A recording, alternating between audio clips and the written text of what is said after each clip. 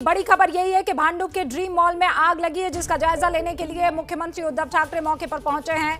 कल रात लगी इस आग में अब तक 10 लोगों की मौत हो चुकी है। आग की वजह से मॉल में जो सनराइज अस्पताल चल रहा था वो भी खाक हो गया है। उद्धव ठाकरे ने कहा कि कोरोना की वजह से इस अस्पताल को टेम्पररी रूप से मंजूरी दी गई थी। इस हादसे के लिए जो भी लोग जिम्मेदार हैं उनके खिलाफ सख्त कार्रवाई की जाएगी। उद्धव ने मृतकों के परिवार से माफी भी मांगी, हर जरूरी मदद का भरोसा दिया, 5 लाख रुपए मुआवजे का ऐलान भी किया। उद्धव ठाकरे अब से कुछ देर पहले इस अस्पताल में पहुंचे थे। इस वक्त की बड़ी खबर है, आपको यह बता दें कि प्रधानमंत्री नरेंद्र मोदी इस बीच वहां बांग्लादेश में अपने होटल पहुंच चुके हैं। 1 बजे उनको वहां पर पहुंचना था। दोबारा उनका कार्यक्रम 3:30 बजे के आसपास शुरू हो जाएगा। हम उस खबर पर भी नजर रखे हुए हैं, लेकिन ये 2 तस्वीरें आपके सामने जहां 10 लोगों की मौत हो गई है। आज की ये बड़ी खबर बनी हुई है। कोरोना के केसेस लगातार महाराष्ट्र में और खासकर मुंबई में बढ़ते चले जा रहे हैं और ऐसे में 10 लोगों की मौत हो जाना एक ऐसे मॉल में जहां पर कोरोना अस्पताल चल रहा था बहुत सवाल खड़े करता है। जो यहाँ हादसा हुआ, दुर्घटना हुई, पिछले 1 साल से हम कोरोना से लड़ रहे हैं। पिछले साल जब कोरोना की शुरुआत हुई तो बेड्स नहीं मिल रहे थे, ऑक्सीजन नहीं मिल रहा था, वेंटिलेटर्स नहीं मिल रहे थे। इसलिए हम सारे लोगों ने इकट्ठा होकर कोरोना के साथ लड़ाई करने की शुरुआत की। और लड़ाई करने के लिए आपको ये भी पता है कि जहाँ भी जरूरत थी वहाँ हमने टेम्पररी हॉस्पिटल्स के लिए इजाज़त दी, क्योंकि देनी पड़ी। फील्ड हॉस्पिटल्स हो या और कौन से हॉल्स हो, वहाँ हॉस्पिटल के लिए इजाज़त देनी पड़ी। वैसी एक टेम्पररी परमिशन इस हॉस्पिटल को दी गई थी। आने वाले 31 तारीख को वो समाप्त होने वाली थी, लेकिन अब आज तारीख 25-26 है, 2-4 दिन पहले दुर्घटना हो गई। एक बात मैं जरूर कहूँगा कि अगर इसमें कुछ किसी की गलती होगी या कुछ भी अनदेखी होगी तो कार्रवाई जरूर होगी। लेकिन फिलहाल जिन लोगों का मृत्यु हुआ है, सारे परिवार की मैं क्षमा मांगता हूं। फायर ब्रिगेड ने काम जो किया है, अच्छा काम किया है। मुझे कहा गया कि उसमें ज्यादा करके वेंटिलेटर पर जो लोग थे उनका मृत्यु हुआ है। फिर से मैं उनके परिवार की माफी मांगता हूं। कॉम्पनसेशन तो जरूर दे देंगे। सीएम उद्धव ठाकरे से पहले मुंबई के नए पुलिस कमिश्नर हेमंत नगराले भी जॉइंट सीपी विश्वास नागरे पाटिल के साथ वहां ड्रीम मॉल पहुंचे थे। हेमंत नगराले ने यह कहा है कि जांच के बाद जो भी दोषी है उन्हें गिरफ्तार किया जाएगा, लेकिन बड़ा सवाल यह है कि किसकी गलती की वजह से ये इतना बड़ा हादसा, इतनी बड़ी चूक हो गई।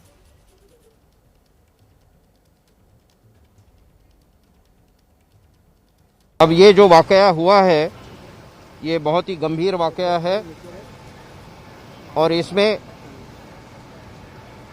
प्रिलिमिनरी तौर पे हॉस्पिटल मैनेजमेंट का निग्लिजेंस दिख रहा है। इसलिए हम पुलिस की तरफ से ये जो 10 डेथ हुई है फायर में, उसके लिए हम गुनाह दाखिल करेंगे और इस गुने का तपास होगा। और इस गुने के तपास में जिसका क्रिमिनल निग्लिजेंस और दूसरी तरह का निग्लिजेंस साबित होता है, उन सबको हम लोग अरेस्ट करके आगे की कार्रवाई करेंगे। देखिए, भांडुप के ड्रीम मॉल में लगी आग इतनी भयानक थी, इतनी भयंकर थी कि 400 से ज्यादा दुकानें देखते ही देखते जलकर खाक हो गई। आपको बता दूं, यहां पर दुकानों की जो संख्या है वो 1000 के आसपास है। ये तस्वीरें आप देखिए, 2 बैंक्वेट हॉल है इस पूरे के पूरे मॉल में। ये तस्वीरें देखिए, ऐसा लग रहा है जैसे आग का कुआं है जहां से धुएं का गुबार निकल रहा है मॉल के अंदर से। हमारे संवाददाता मृत्युंजय सिंह ने रिपोर्ट जो आपके लिए तैयार की, अब से कुछ देर में आप देखेंगे। लेकिन उससे पहले आप इन तस्वीरों को देखिए। ये फिलहाल ताजा हमारे पास जो तस्वीरें आई है वो तस्वीरें बताती है कि कैसे ये मॉल पूरी तरीके से आग का कुआं बन चुका था। यहीं पर एक अस्पताल चल रहा था, 1000 से ज्यादा दुकानें थी, 2 बैंक्वेट हॉल थे और ऐसे में किसकी लापरवाही की वजह से इतना बड़ा हादसा हुआ? मृत्युंजय मेरे सहयोगी इस वक्त मेरे साथ जुड़ चुके हैं, उनका रुख करते हैं। मृत्युंजय, ये कोई छोटी खबर नहीं है, ये खबर उस काल में आ रही है, उस वक्त उस दरमियान आ रही है जब महाराष्ट्र कोरोना से जूझ रहा है। आंकड़े लगातार बढ़ते चले जा रहे हैं और जो अस्पताल है वो अगर ख्याल नहीं रख पा रहे हैं, 10 लोगों की मौत हो रही है, तो फिर इसका जिम्मेदार कौन? और जांच जल्दी खत्म होनी चाहिए। निश्चित तौर पर यह बहुत बड़ी खबर और बहुत बड़ी लापरवाही भी है। कितनी बड़ी लापरवाही है कि आखिरकार जब मॉल में ही अग्निशमन विभाग के द्वारा एनओसी पूरी तरह से नहीं मिली थी, आग बुझाने के लिए पर्याप्त संसाधन नहीं थे, तो आखिरकार यहां पर अस्पताल खोलने की इजाज़त कैसे मिल गई? बड़ी चौंकाने वाली तो बयान मुख्यमंत्री की तरफ से आई है। मुख्यमंत्री उद्धव ठाकरे ने कहा है कि आग जो है वो पहली मंजिल से लगी और आग फैलते हुए ऊपर की मंजिल यानी तीसरी मंजिल जहां पर अस्पताल था वहां पहुंच गई। ये मॉल है और साथ ही साथ उन्होंने यह भी कहा कि आग जो है यहाँ पर जो परमिशन दिया गया था हॉस्पिटल को वो 31 मार्च तक ही परमिशन दिया गया था और चूंकि कोविड के केसेस बहुत अधिक बढ़ रहे थे इसलिए अस्पताल को इजाज़त दी गई थी कुछ शर्तों के साथ। लेकिन कहीं ना कहीं मॉल के अंदर जब परमिशन दी गई थी तो कहीं ना कहीं सुरक्षा का ख्याल रखना चाहिए था। रूबिका, अगर मैं आपको बताऊं कि किस प्रकार से ये मौतें हुई हैं तो आपको बहुत ही दुख होगा। आपको जानकर आश्चर्य होगा कि ये मौतें आग में झुलस कर नहीं हुई हैं, बल्कि ये जो मरीज थे कोरोना के वो वेंटिलेटर पर थे और आग लग जाने की वजह से पूरे इलेक्ट्रिसिटी सप्लाई मॉल की बंद कर दी गई। जब इलेक्ट्रिसिटी सप्लाई पूरे मॉल की बंद कर दी गई तो वेंटिलेटर बंद हो गए और फिर मरीजों ने घुट घुट कर अपनी जान दे दी। तो आप इससे कल्पना कर सकती है कि कितनी भयावह मौत है।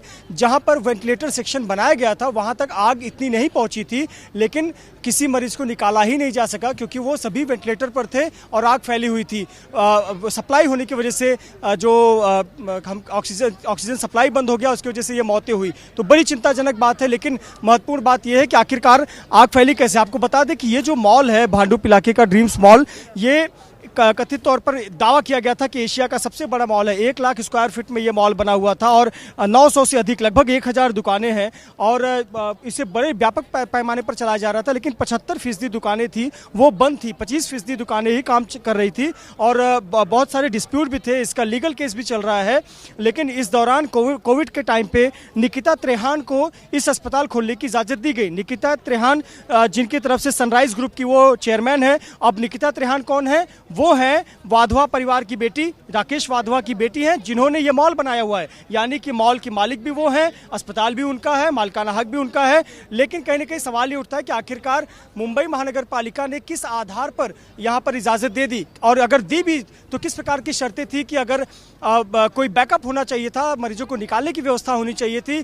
कोविड मरीज जो वेंटिलेटर पर थे, तीसरी मंजिल पर थे, उनके लिए निकालने की क्या व्यवस्था थी? कहीं ना कहीं साफ तौर पर लापरवाही नजर आती है। मुख्यमंत्री ने तो कहीं ना कहीं अपना बयान देकर बचाव किया है, लेकिन जो मुंबई पुलिस आयुक्त हैं हेमंत अग्राले, उन्होंने स्पष्ट कहा है कि पूरा जांच होने के बाद में जो भी इसमें दोषी पाया जाएगा उस पर कार्रवाई की जाएगी, चाहे वो मॉल हो, चाहे अस्पताल हो या कोई और हो। तो निश्चित तौर पर अब देखना होगा कि ये जांच कितने देर में संपन्न होती है, इस जांच में क्या निष्कर्ष निकलता है और क्या कार्रवाई होती है।